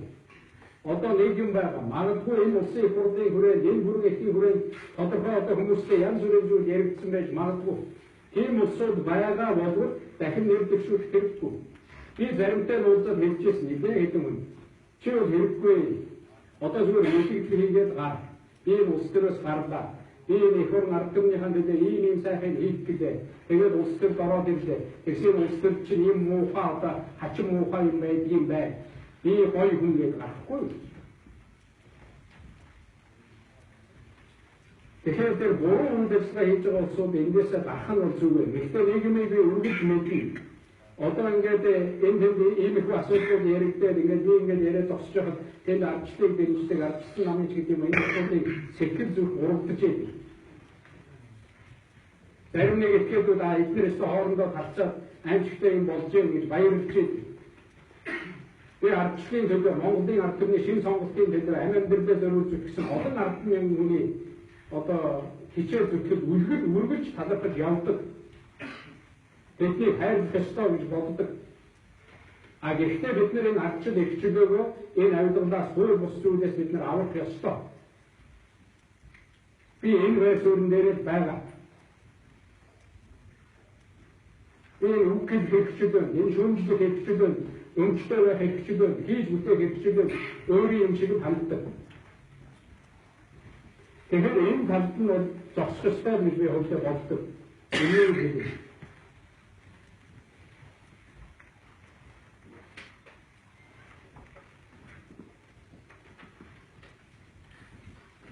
Монголын төр авилгачдын ихшээд орч дампуурч туустаа та ямар арга хэмжээ авч байна вэ? Энийг ийм локал санд нэггүй нэг бол ард түмэн мэдээллийг бодтой аваад төрөө шүүмжилж байгаа бол энэ сайн. Монголын ард түмэн төрөө хараад дарга хараад бүгд алга ташаад үйлдэл мөргөж байгаа бол энэ муу. Тэр бол муу төрөө. Ард түмний тийм болоос. Ард түмнээ шүүмжилж байдаг, ард түмэн зоригтой хэлж байдаг, хэлцүүлэг явуулж байдаг энэ бол сайн төр. Тэгэхээр төрийн эзэн бол хуулиа. Хэн нэгэн хүн биш. Төрийн эзэн бол ард түмэн. Ер нь энэ хуулиас тогтдог үнэхээр нэг хараад байхад нэг давсан хоёр ихэд л Монгол. Яг энэ улс төрийн хүн. Ардаа улс төрийн татвартай одоо энэ дэмжлэгтэй гэж үздэг. Хамтрагчаа гаргаад цухтаад авчдаг. Нэг бахан тахиугаасан ийм одоо нэвтрүүлэг хийгээд захиалгат нэвтрүүлэг хийгээд түүгээр бусдыг бүтэгдэг. Дандаа хүмүүсийн дотор нь хагалдаг, ботролдог. Хөлсний бичээр шөтлөгч одоо юу вэ? Эмзэн бичдээрээ дамжуулж бусдыг бүтэгдэг. Үүнийг цөөхөн шүү дээ. Яг тийм олон биш ээ. Бүгдээрээ юм болцсон юм биш. Монголын улс төрийн хамгаалж байгаа бүх улсууд хулгай хийгээд ингээд ихэд тэр шунаад байгаа юм байхгүй. Ёс зүйтэй маш олон хүмүүс байна. Монголыг өөрийнхөө албан ажиллаараа дамжуулж одоо аврыг гэж бодож байгаа улсууд байгаа. Тэр учраас энэ тийм батлаа байсан одоо бүгдээрээ ингээд хулгай зөвлөдөө баригдсан ийм зүйл бол энд байхгүй.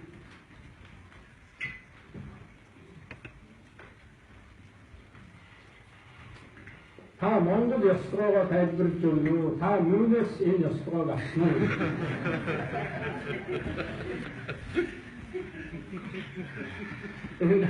Монголын ард түмнийг бол ингэж утааж болохгүй. Хасын бэлэгдэл байдаг шүү дээ, хасын бэлэг. Түүнийг одоо Гитлерээс авсан байх уу Монгол? Хасын бэлэгдлүүд Монгол бэлэг. Тэр хүннүүгийн үеэс байсан бэлэгдэл гэж би боддог. Та нарын цогтой чинонд гэсэн Монгол цэргүүдийн тэр ёсолж байгаа ёслогоо тэр Чингис хаан Мампас гэсэн та нар хараа Монгол сурын ёслогоо бол тэр миний хийгээд зогсож байгаа Монгол ёслогоо. Яг би энэ санааг хаанаас авсан бэ гэвэл би яг энэ үннээ. Би Тэнгэрийн хүү гэдэг жүжиг үзчихсэн. Хүннүү бүрэн байгуулагдсан 2020 жилийн ойд зориулсан Тэнгэрийн хүү гэдэг жүжиг. Тэгсэн дээр хүннүүгийн баатар та нар жүжиг үзье. Та нар эвлүүдийг үзээ толгоогоо угаалгаад үлдээд байгаа. Жүжиг үз. Тэгээд би тэр жүжиг үзсэн дээр хүннүүгийн баатарууд гүйж орж ирээд тэр ёсолж байгаа ёслого нь яг юм. Тэгсэн би ингээд араас нь харсан чинь яг ингээд харахад яг Монголын газрын зураг шиг надад харагдсан байхгүй. Яг ингээд харахад одоо ингээд Монголын газрын зургийг доотлоод яг ингэж барих юм бол ингээд зүүн баруун тал нь тэгээд энэ дэвтгийн толгойг нь оруулах юм бол хөвсгөл аймгийн тал яг надад Монголын газрын зураг шиг харагдсан. Тэгээд энэ чинь Монгол ёслогоо байж. Ер нь аль ч ард түмэнд ёсолдог, мэдлдэг, хүндэлдэг юм байдаг. Японууд яаж ёслохыг та бүхэн мэднэ. Тайландууд яадгийг бүгдээрээ мэднэ. Монголд чинь ийм уламжлал байсан юм байна. Энийг энэ жүжигэн дээр харуулж байгаа юм байна гэж бодож би. Би тэгээд Нарбаттай уулзаж чи энэнийг хаанаас олсон юм бэ? Тэгээд тэр одоо олсон тухайгаа надад ярьж ирсэн. Гэхдээ сосороор мах бас одоо бүрэн дээр очиод ингээд зогссон байсан. Тэр зургийг хараад гэж надад хэлж ирсэн. Тэгээд тэр өмнө байсан тэр хянаа тэр мантгаас ирсэн тэр бүхнийг хараад тэр сурын ёслогоо хараад үнэхээр Монгол цэргүүд ирээд лавл одоо нөгөө бидний офицер байсан юм шиг ингэж ёсолдгүй байсан байна. Нэг юм хийгээд байсан байна. Гараа өмнө өрөө зогсоод идэг байсан юм уу? Нуруугаа өрөө зогсоод идэг байсан юм уу? Чингисийн ёслогоо гэж зүгэн дээр одоо тэр бүсээ тохоод одоо тэр тэнгэртэй залбирлаа. Бид нар чинь тэнгэртэй залбирдаг болсон. Тэр хэн нэгэн хуулсан бол Монголоос хуулсан байж магадгүй. Би л энэ ёслогоо энэ юмыг аваагүй. Энэ юмар утаах гэж оролцдог байна. Тэгээ наадам дээр хэлбэл орж ингэсэн. Нөгөө мөнөөс авчихсан юмараа наадам дээр ингэсэн. Би энийг Монголын уламжлал гэж үздэг юм аа. Монголын бас монголч нь өөрөө түүхтэй юм орон байхгүй.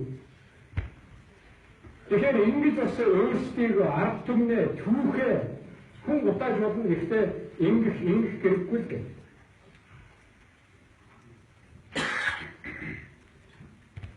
Монгол улсын ерөнхийлөг Сахарын эдийн таныг иргэн нөгөө Сэрэн долгоор гэдэг хүн ирсэн. Монгол дахь мөрний ажиллагаа талаар шууд мэдгэлцээ асуулт хариултанд орж байв. Мэдгэлцээ баримтуудад төсөлтний явуулсан урдын бичжээ. Намайг мэдгэлцээ бас өмнө нь урьдчилсан хүн би энэ хүч хансараа. Би бас нэг бодож ирсэн. Тэр нь очиод уулзчихад яах юм. Эсвэл улсууд маш дургүй юм байна. Та өөрийгөө төлөвлөхгүй байгаа. Та Монголын автомобиль төлөвлөж байгаа. Та Монгол дахиад нэг ерөнхийлөгч байгаа бол очиж мэдгэлцэж болно. Ард түмний төлөөс. Тэр мэдгэлцээ гэж байгаа хүн чинь өөрийгөө төлөвлөж байна. Өөрийнхөө ашиг сонирхлыг нэг бол нэг хэсэг хүний ашиг сонирхлыг төлөвлөж байна. Та ард түмний ашиг сонирхлыг төлөвлөж байгаа шүү. Ийм үгийг надад усаад хэлж ирсэн. Би энэ дээр санаа аваад тийм байна. Үнэхээр дахиад нэг ерөнхийлөгч гарсан бол очиж мэдгэлцэж болно л доо. Би сая тэрнтэй холбоотой энэ хүний сонирхож байгаа тэр асуудалтай холбоотой зүйлүүдээ би хариултаа өгсөн. Шаардлагатай нэмээд өгч болно. Цензургүй яриад нэвтрүүлгийг синегээр гаргахад хэн хаасан бэ? Энэ бол дахиад нөгөө танил технологич. Би ерөнхий сайдаас асууж байсан. Бас манай зэрэгчдийн фэйсбүүк гэдэг нөгөө мэдээж энэ синег телевизийн эзэн нь хэн бэлээ? Энэ ямар намын гишүүн бэлээ? Ерөнхийлөгч нь ямар намын гишүүн бэлээ гэдэг ингээд хаана гарсан эвгүүлтэй. Би нэгж телевиз нэгж нэвтрүүлгийг хаа гэж амьдралдаа тийм чиглэл өгч байгаа. Тэгсэн дээр харилцаа холбоо мэдээлэл технологийн газраас бүр синег телевиз рүү бичгээ явуулсан байна. Танаа телевизэд хэн танаа телевизэд тэр нэвтрүүлгийг хаа гэж хэлсэн бэ? Хариу өгсөн юм уу? Одоо танаа тэрнийг асуух. Тэгээд нөгөө орон нутгаар тарах, тэгээд нөгөө энэ Facebook юугаар тарах, тэгж нөгөө юмаа арай илүү үзүү их мундаг юм хийжтэй гэж бодсон байж магадгүй. Тэр дотор зөв юм бий, илүү хэлсэн. Тэр асуудлыг хөндөж ярих бол зөв. Гэхдээ Монголыг тасцуул, бие бинийгээ түгээр дамжуулж үзэн ядуул, тэр мөний хэдэн хүүхэд хоорондоо тасцаад зодтолж байгаа юмыг монголчуудын зодон болгож хэрэггүй гэж би хэлж байна. Тэр мөнийг муу гэж үзэж байгаа бушуухан салах хэрэгтэй. Надад ямар ч холбоо байх гэдгийг л би хэлж байна. Миний байшин энд л. Монгол улсын иргэн, гадаад улсын иргэн давхар байж болох. Америкийн иргэншдэг гам бат гэдэг хүн ямар замаар авсан бэ? Энэ иргэншлийн асуудлыг Монгол улсын иргэн болох асуудлыг тэр зохих газрууд нь судлаад, бүсдийн судлаад оруулж ирээд гарын үсэг зурулдаг. Тэр гарын үсэг зурдаг, зархилтэй гарын үсэг зурдаг хүн бий. Тэр гам бат гэдэг хүн гадны иргэн боллоо. Тэр гэж ямар нэгэн тийм асуудал орж ирээгүй. Монголд бол хоёрдмол иргэнштэй хоригддаг. Монголын иргэн, Америкийн иргэн давхар байхыг хоригддаг. Байж болдоггүй. Тэгээд хуучин дээр бичсэн байгаа.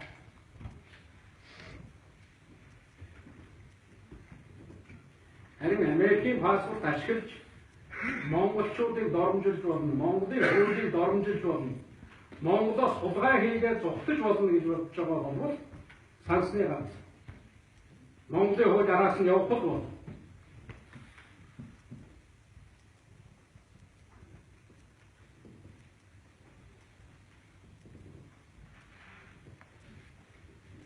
Ер нь иргэншилтэй холбоотой асуудлаар манай иргэд ялангуяа гадаад амьдарч байгаа манай олон зуун хүмүүсүүд байнга асууж идэг. Гадна зөндөө олон хүүхд төрлөө, Монголын иргэнээс төрлөө ингээд гадны иргэн болоод байна. Яг энэ асуудал дээр тэр хөхөмжлөх гэж юм бий болоо иргэншлийн асуудлыг зөв шийдэх монголчууд олоодаа болоо үнэхээр монголчуудтай адилхан Монгол газар шороо, Монгол нутаг энэ Монгол орны тусгаар тохиолдсон бүрэн их хөтөлбөрөд залбирч явдаг өөрийгөө Монгол хүн гэж боддог, монголоор ярьдаг, Монгол уламжлал заншилтай хүмүүс байна л да. Энэ дээр тодорхой шалгуур тавиад энэ хүмүүсээ арай хөнгөлөлтөй нөхцлөөр Монголд ирж буцаж идэг, цаашаа иргэн болвол бас болж болдог ийм замыг бид нэр хэрэгтэй гэж би хувьдаа боддгийн. Тийм учраас бид 11 онд монголчууд олоолаа болоё гэж ийм үрээд гаргаж ажиллаж ирсэн. Гэхдээ энэ бол бас энэ дотор эмзэг асуудал, хүндрэлтэй асуудал байдаг. Сая ярьсаар байгаа энэ хуулийг өргөн барьсан. Зарим нь их муухайгаар дайрч хэлбэрлэж одоо цаанаас нэг бахан усууд оруулж ирж байгаа юм. Энэ нэг нөхөр бол ийм муухай юм санагддаг хүн байх шүү. Та нар зүгээр дотроо бодоор. Үнэхээр Монголын иргэн гадаа төрөөд Монголын хүүхэд орж ирж байгаа тэр хүн гадны иргэн шиг Монгол хүнээс төрсэн Монгол аав ээж хөтлөөд орж ирж байгаа бол арай өөр нөхцөл, арай өөр үнэмлэхээр заавал визгээд авахгүйгээр ороод иж болно ш. Яагаад болдгүй юм бэ? Бид нар арай жоохон олуулаа болох хэрэгтэй. Зөвхөн Монгол хүн дээр ийм боломж олгоно. Тэгээд дээр нь тодорхой шаардлагууд тавина. Яагаад болохгүй байгаа юм бэ? Энэ тухай үргэлжлэл асууж ярьдаг байсан ш. Магадгүй элбэг санаачилсан учраас болохгүй байгаа юм. Тэгэхээр би бол энийг хэлье. Улс төрчид олон мэхтэй байна. Энэ улс төрчдийн мэхийг яаж гүйцэж харах вэ гэж. Би зүгээр энэ дээр улс төрчид олон мэхтэй улс нөгөө олон мэхтэй бүх гэдэг шиг нэг загсчин хүмүүс нэг тийм олон халаастай нэг тийм цэжвч юмсэй гэж хэлдэг шүү. Ер нь би зэрэг нэг хардаг зарим улс төрчдийг ямар олон мэхтэй юм. Эндээсээш нэг өөр засны нэг гаргаж ирээд, эндээсээш нэг өөр юм барьдаг юм гаргаж ирээд, эндээсээш нэг юм гаргаж ирж шийдээд улсууд шоугуудаар яг тэр нэг засчны үрдэн үсцэн үүрдэг шүү. Маш олон ааш гаргав. Гэхдээ Монгол тэр хариуцлага хуулиа батлах хэрэгтэй. Би тэр хариуцлага хуулийн бүрнийг маш тодорхой заалтруулж өгсөн шнэ. Хэрвээ прокурорын газраас тэр гишүүний одоо бүрэн эрхийг төлөвлөжүүлээ гэдэг их хурл санд тавина, их хурл шууд прокурорын сандаар шийдэж өгөх ёстой. Прокурорын сандаар шийдэж өгөөд шүүх одоо үзээд үнэн мөний шүүгээ тэр хүн гэмт хэрэг үйлдээгүй гэж шүүх тогтоох юм бол тэр санд оруулж ирсэн хуулийн ажилтнтай прокурортой хариуцлага тооцдог байя гэж. Тэгэхээр тэр нэг зарцуулж байгаа асуудал Магадгүй хуулийн ажилтан бас өөр ямар нэгэн сонирхол хөтлөгдөд маш шудраг гишүүнийг одоо хэлмэлдүүлэх гэж магадгүй. Ийм хоёр талаас нь заашгүй гэж хөтлөд тэрэн дотор ихэв нарийн хийж өгсөн гэдэг. Улс төрийг бий болгохгүй, улс төрийг юу гэж үзэх вэ? Энэ дээр хийж гисэн энэ улс төрийн амьдрал 27-26 жил явж байна. Одоо бол нэг 60-70 хүнтэй гадартай болж байна. Улс төрийг тийм хурдан ойлгоно гэж бол би байхгүй байхаар гэж бодож байна. Тэгэхээр энэ бол хэцүү ажил. Ер нь бол нэг тийм тусгай бүхэн сонгоод байх ийм одоо шаардлагатай зүйл бишээ гэж ингэж бодож байна. Тийм учраас улс төр рүү орж байгаа бол их сайн одоо бодож орох хэрэгтэй. Тэгээ хамгийн гол миний нэг хэлэх гэсэн бол хүндээ тулгуурлаж, өөртөө тулгуурлаж улс төр хийдэг байя. Манай энэ улс төрчдийн улс төрд орсон байгаа. Ядуу одоо энэ нийгмийн идэвхтэй залуучууд гээд бас тодорхой хүмүүс байна. Энэ хүмүүсийн нэг хандлага бол асуудал тулгуурлаж улс төр хийдэг байна. Нэгэн шуугуулсан асуудал байвал тэрэгнийг барихгүй. Хүндээ тулгуурлаж улс төр хийдэг бол өөрийнхөө итгэл үнэмшил тулгуурлаж улс төр хий. Өөрийнхөө үдшин авсан тулгуурлаж улс төр хий. Боловсрол тулгуурлаж улс төр хий. Хамгийн гол хүмүүжлтэй тулгуурлаж улс төр хий. Энэ малчин үний хүүхэд малчин удамтай байна, Монгол удамтай байна гэдэг чинь бол зөндөө олон юмыг тэртээ тэр хүчний гэн шингээгээд өгсөн байна. Түүнээс биш чи асуудал, шууган, сенсацид, популизм тулгуурлаж улс төр хийх юм бол улс орно адаад байна. Яг үүндээ. Чи зүгээр өөрийнхөө итгэл үнэмшил өөртөө тулгуурлаж улс төр хий. Тэгэх юм бол чи хөгжих юм бол улс төр чинь хөгжинэ. Түүнээс нэг асуудал шийдэхдээ нэг юм ярилцлага болоо маргааш нь одоо юугаар улс төр хийх вэ гэсэн. Ёстой нэг загсаараад явж байгаа хүн шиг засч шиг явах юм бол тэрний ямар улс төр хийх юм. Өөрөөр хэлж явж байгаа нэг өдөр аюулгүй нэг засч шиг одоо юм байна. Тэгэхээр энэ юм дээр бол хангалтч хэлэх ёстой. Энэ зүгээр ягаад таныг заавал ингэж утаагаад байна. Гэхдээ энэ би нэг юм хэлье. Би нэг сэтгүүлчийг цагдаа шүүхийн байгууллагад өгч байгаа. Энэ улс төрийн амьдралын 27 жил чи би нэг ч нэвтрүүлгийг хаа зогсоо гэж хэн нэг нь өөргөө өгч байгаа. Би нэг ч хэвлэлийн эсрэг гомдол гаргаж байгаа. Тиймээс над руу энэ улсууд гартаа таарсан шавар бүхнээс асдаг баггүй. Гартаа таарсан юм бүхнээр намайг гаргалдаг. Үнэхээр толгойдоо орсон юм бүхнийг элбэг доржийг бүжгүүл тэртээ тэргүй юм хэлдэггүй юм чинь. Тэртээ тэргүй гомдол гаргадаггүй юм чинь. Гэхдээ энэ нэг бэлэн объект байна гэж ингэж харах. Би тэгдэрээ гомдохгүй. Энэ бол миний сонгож авсан зам. Би энэ зам дээр хатуу байна. Би цаашдаа ч нэг ч сэтгүүлч цагдаа шүүхтэхгүй. Цаашдаа ч би нэг ч хэвлэлийг хаа гэж өөргөхгүй. Ингэсээр л явах. Би бус улс төрчдийн бусад хүмүүсийг ийм байл гэж. Энэнийг өөрөөр харуулах хэрэгтэй. Харин энэнийг нэг тийм буруугаар ашиглаж, миний тэр хандж байгаа хандлагыг буруугаар ашиглаж, заавал над руу байх гэдэг тийм юм хэрэггүй байна. Аавынхаа тухай ярих уу? Аавынхаа тухай ерөөсөө ярьдаггүй. Надаас нэг сэтгүүлчний асууж ирснийг би санаж байна. Миний аавыг Монголын цахиа гэдэг. Миний аав 1982 онд намайг зэрэг явсны дараа өөд болсон. Миний өвөг дээдэс Монгол газар нутагт хэдэн үеэрээ амьдарч ирсэн. Хаа нэгэн газараас нүүж ирээгүй. Бас 90 онд миний эсрэг гаргасан улс төрийн нэг бохир технологийн нэг энэ дэндээс нүүж ирсэн. Миний аав ээж хоёр бол тэр Баатар хайрхан гэдэг ууланд зарчин хошуунд төрсэн хүмүүс. Миний удамд зарчин хошууны захирал хийжсэн хүн бий. Хэдэн үеэрээ Монголын тусгаар батны бүрэн бүтэн байдлын төлөө явсан улс. Би хэлдэг. Миний төрсөн, миний хөлд авсан Баатар хайрхан, Бугал хайрхан уул гэдэг бол өөр соёлтой хүн амьдрах аргагүй. Энд бол адууны соёлтой, нүүдэлчний соёлтой. Тийм хүн амьдрын, Баатарын соёлтой хүн амьдрын. Тийм газар, тийм хэцүү газар. Хатуудаа хатуу, хэцүүдээ хэцүү, сайхандаа сайхан газар баггүй. Тийм газар хэдэн үеэр амьдарч ирсэн. Намайг басны доромжих гэхээр тэгж доромждаг. Намайг бүтгэх гэхээр тэгж бүтгэдэг.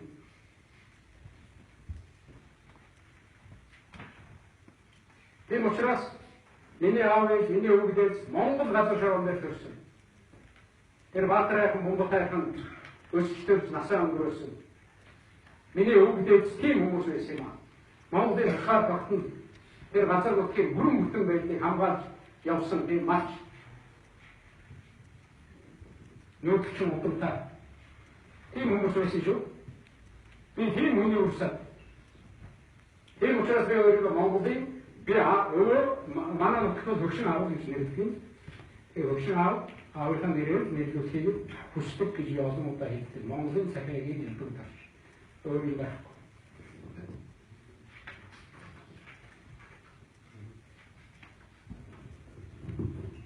За өөр асуудал байна. За ингэ одоо энд микрофон дээр тавьсан байна. Микрофон дээр асуулт байна. За манай шийдэн цагаас ихтэй гараад ирсэн. За ингэ микрофон наашаа хэрэглэж. Микрофон өгөө.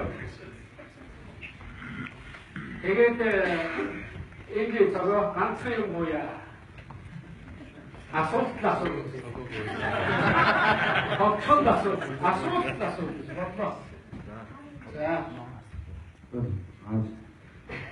та дандаа товчгод би тэгээд хүсэлтээ хүртэл нэг хуудас цаасан гэж бичээд байна. Хүсэлтээ цаасаа. Таваар хуудас юм бичээд бас бичгээл.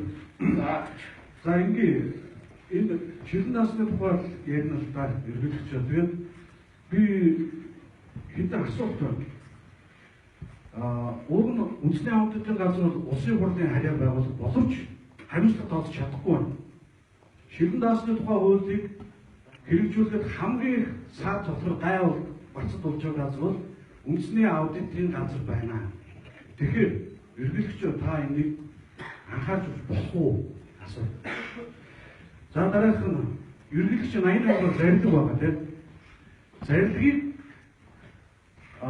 Зарилгын тэр хамгийн сүүлд бол одоо авилгатай тэмцэх болон хууль сахиулах байгууллагуудад та даатгсан байна. Гэтэл зарилгаа мэдхгүй байна. Тэгэхээр Монгол улсын ерөнхийлөгчийн зарилгыг сурчилдаг өдөртөө болъё ядаж. Өнөөдөр би шилэн насны тухай хуулийн хэрэгждэг биелүүлэхийн тулд ингэж явж байгаа. Авилгатай тэмцэх газар очиж тодруулах гэсэн тоогаар хийсэн. Цагдаагийн байгууллагад 2 удаа очиж өглөө мэдхгүй байна. Ерөнхийлөгчийн зарилгын эрх зүйн чадамжийг жишээ мэдхгүй.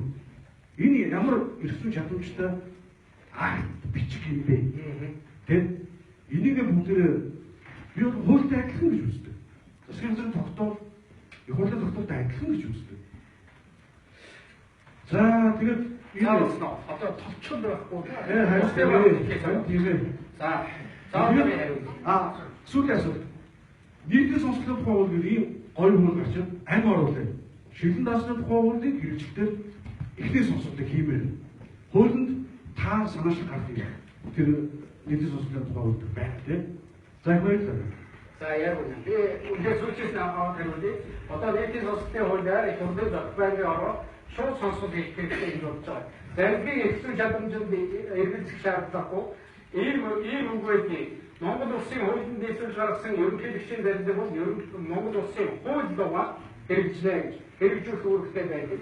Үнэхээр шилэн даасны хуулийн дээр одоо манай цогоо энэ дээр маш их санаачлах гараад ингэж ажиллаж байгаа.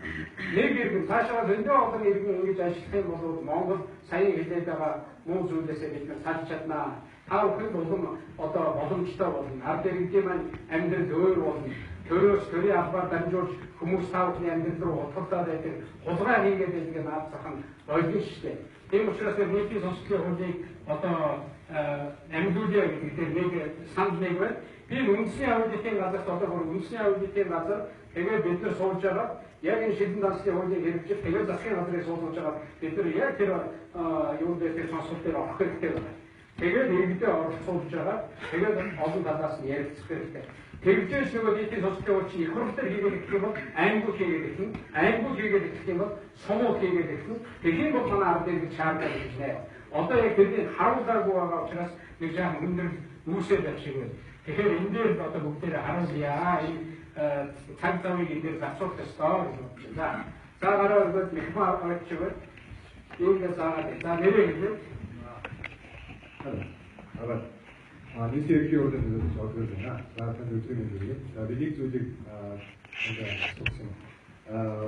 Нийт тогтмол одоо нийт Монгол улсын 50 илүү хүн амьдарч байгаа боловч яг төсвийн бол одоо 30-40% ингээд нөөцтэй байгаа. Тийм учраас энэ дээр бол зам барилах, цэцэрлэг сургууль, хүүхдийн ордон барих мөнгө байна болчих.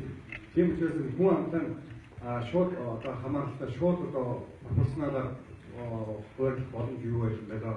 Энэ цаавыг ойлгосон тийм. Хоёрдугаарт нь хэрвээ мөнгөний асуудлаар төсвийн асуудлыг шийдэх юм бол гэр оролцоод хүүхдийн ордныг Монголын хүүхдийн ордны гэр ордын салбарлуулаад барихын боломж байна.